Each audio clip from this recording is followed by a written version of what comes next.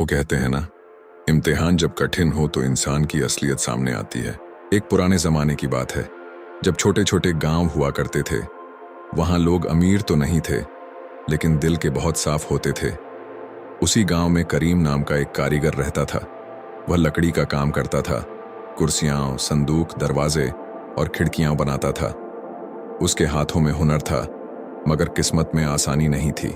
करीम की पत्नी सलमा अक्सर बीमार रहती थी। उसके 2 छोटे बच्चे थे, जो हर शाम दरवाजे पर बैठकर अपने अब्बा का इंतजार करते कि शायद आज वह ज्यादा रोटी लेकर आएंगे। लेकिन अक्सर ऐसा होता कि घर में सिर्फ 2 वक्त की सूखी रोटी ही नसीब होती। गांव का सबसे अमीर आदमी सेठ बशीर लोगों को कर्ज देता था, मगर बहुत सख्त शर्तों पर। जब सलमा की तबीयत ज्यादा बिगड़ गई और दवा के लिए पैसे नहीं थे, तो करीम मजबूर होकर सेठ के पास गया। सेठ ने ठंडी मुस्कान के साथ कहा, पैसा मिल जाएगा, मगर याद रखना, समय पर वापस न किया तो ब्याज बढ़ता जाएगा। मजबूरी इंसान से सब कुछ करवा देती है। करीम ने कर्ज ले लिया। शुरुआत के महीनों में उसने दिन रात मेहनत की, लेकिन बाजार में नए कारीगर आ गए, सस्ता सामान आने लगा और करीम का काम कम होता गया। कर्ज कम होने के बजाय बढ़ता ही गया। सेठ हर हफ्ते उसके घर के बाहर आकर चिल्लाता, करीम पैसा कब देगा या घर छोड़ने की तैयारी कर ले। बच्चे डरकर अपनी माँ से लिपट जाते।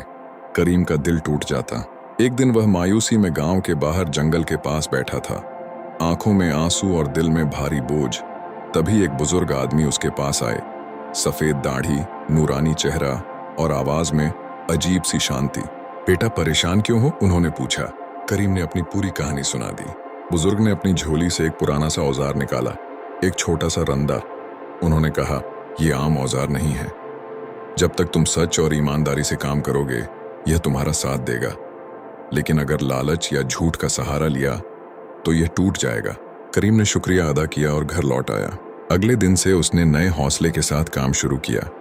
जब उसने उस रंदे से लकड़ी घिसी तो लकड़ी की सतह शीशे की तरह चमकने लगी। उसकी बनाई हुई कुर्सियां पहले से ज्यादा मजबूत और सुंदर थीं। लोग दूर दूर से सामान लेने आने लगे। धीरे धीरे उसका नाम फिर से मशहूर होने लगा। मगर जहां कामयाबी होती है, वहां इम्तिहान भी होता है। एक दिन सेठ बशीर उसकी दुकान पर आया। उसने देखा कि करीम का काम चल पड़ा है। सेठ ने धीरे से कहा, देखो करीम, अगर तुम सस्ती और कमजोर लकड़ी इस्तेमाल करो और ग्राहकों को महंगी बेचो तो जल्दी अमीर बन सकते हो। मैं तुम्हारा कर्ज भी माफ कर दूंगा। यह सुनकर करीम के दिल में लालच जागा। सालों की तंगदस्ती, बच्चों की भूख, पत्नी की दवा, सब उसकी आंखों के सामने आ गया। उसने सोचा, अगर 1-2 बार धोखा दे दूं तो क्या फर्क पड़ेगा। उस रात वह सो नहीं सका।